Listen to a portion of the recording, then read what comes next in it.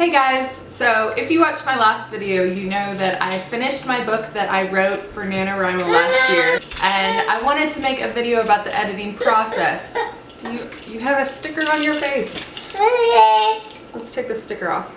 I really enjoyed the editing process, and I really enjoy watching videos about editing on YouTube, so I thought that I would make my own. I just want to preface this by saying that I am not a published author. I have never done this process before for this big of a project. I was really just figuring out what works for me, and so I made some mistakes along the way, but I'll know better for next time. I just thought it would be interesting to share. So the first thing I did before each draft is I made a list of what I wanted to focus on that draft.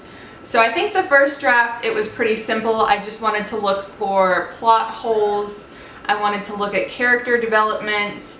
But later on, I wanted to do things like add suspense or trim out some dialogue, because I had a lot of dialogue, or add some description, add some backstory to my main characters or the town. Another thing that I had on my list for, I think, the second draft is make Gwen less annoying. Gwen is my main character, one of my main characters, and she is pretty annoying. Part of her story in the book involves her learning to face her own privilege and her own biases, and therefore she starts out kind of annoying. She's kind of aggravating, and this is something that my sister was pretty adamant about. She was like, I just really wanted to like her, but I couldn't, and I hate when that happens when you're reading a book, so I did work to try to soften her a little bit. I do like her, and I identify with her a lot. Like, I have gone through similar processes. Also on the list for my revisions was I really wanted to avoid some cliches in young adult literature. It was really important to me to think about the things that annoy me in different books and make sure that I'm not making the same mistakes. The way things become cliches is it's the easiest way to describe something. I just wanted to avoid it. So I want to show you how I started out editing, because I wrote my entire first draft on Word. The novel I just started working on, I started on Scrivener, and we'll see how that goes, but back in November I really wanted to use Word, so this is how I edited it. Okay, so this is my NaNoWriMo file. You're probably reading this, so just know that this is not the final draft. I came up with a few different introductions. Okay, so it looks like I added on some before I started editing in Scrivener. I had 60,000 words before I moved over. So there's my first draft. What I did is I wanted to work on the novel in chunks. I wanted to break it up into manageable sections that I could get done in one sitting in case I didn't really have time. Like last semester I taught 2 classes, and I had about 2 hours in between the classes, and I would go and I would work on it, and I would be able to get a chapter or 2 done in a sitting. So I wanted to be able to focus just on that and not have the whole novel in front of me. Okay, so this is my first chapter, so let me show you how I do this.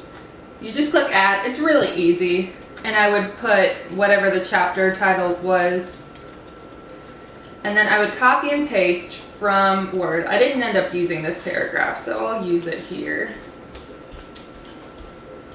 Okay, so I would copy and paste it, and then I would have a manageable section to work with.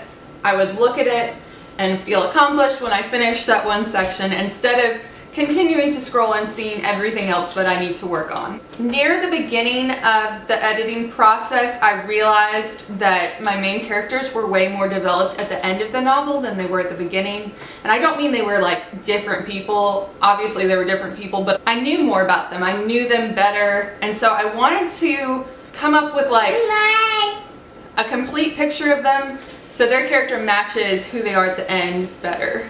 And so I actually have, like, there's Gwendolyn, Carter, Gwen's mom. Oh, there's my goals for draft 3. We can look at this. Oh no, there might be spoilers. Yeah, there are spoilers. Number 1 is develop the romance between Gwen and Carter. Who saw that coming? I'm sure everyone. And so it was nice to have those cards there in Scrivener so I could reference it if I forgot something. I also, about halfway through the process, broke my computer, my laptop. I was at work and I had my computer out on my desk and something happened. I was lifting up something, it fell off, and something came dislodged in the screen. And luckily my boyfriend is really, really good with this kind of stuff and was able to open it and like fix it, but he had to order the tools because they're very little tools that you need to fix it. So while I was waiting for that to happen, I obviously didn't have a laptop. I have a desktop, but that doesn't help me if I'm out of the house. And so I printed it. This is the final draft that I printed, but it was very similar. I printed it and I took chapters with me to Starbucks or wherever I was going, Jittery Joe's, and that actually helped a lot. I feel like dropping my computer was kind of a blessing in disguise because I was reaching a point where I was getting kind of stuck, as I did a few times throughout the process. This was before my sister read it, so I was still not sure if like I was the only one who thought this was good. So it helped seeing it on paper and being able to write notes on it without like changing everything, because I think it forced me to think through things more, because I had to write the note and then the next step was to go back to the draft and actually think about that note I wrote and what I wanted to write, what I wanted to change. And it added an extra step that caused me to analyze it more and make more thought out decisions. So that ended up being good. And then my screen got fixed and I went back and I ended up kind of alternating the two. Like if I wanted to do something different, I would print out a chapter and write on it. Let me see if I can see my final word count right now. Hopefully I was right yesterday. I was close. I'm at 73,166. I really enjoyed the editing process. I think I'm one of those people who I just enjoy what I'm doing in the moment. Like when I was writing, I was like, this is my favorite part of the process. And then when I was editing, I was like, this is my favorite part. But I really did have a confidence during the editing process that I didn't have during the writing process, because I already had the text in front of me. All I had to do was fix it. Whereas during the writing process, I was coming up with everything, and it's more work.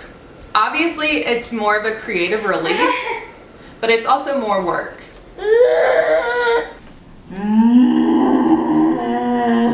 So I hope you guys enjoyed this video. I'm hoping to make more videos about this whole process. This was just kind of a brief overview of how I edited my book. So if you have any questions or anything, let me know. He keeps bringing me books. He's definitely my child. Do you love books? I will see you guys in my next video. Thanks for watching.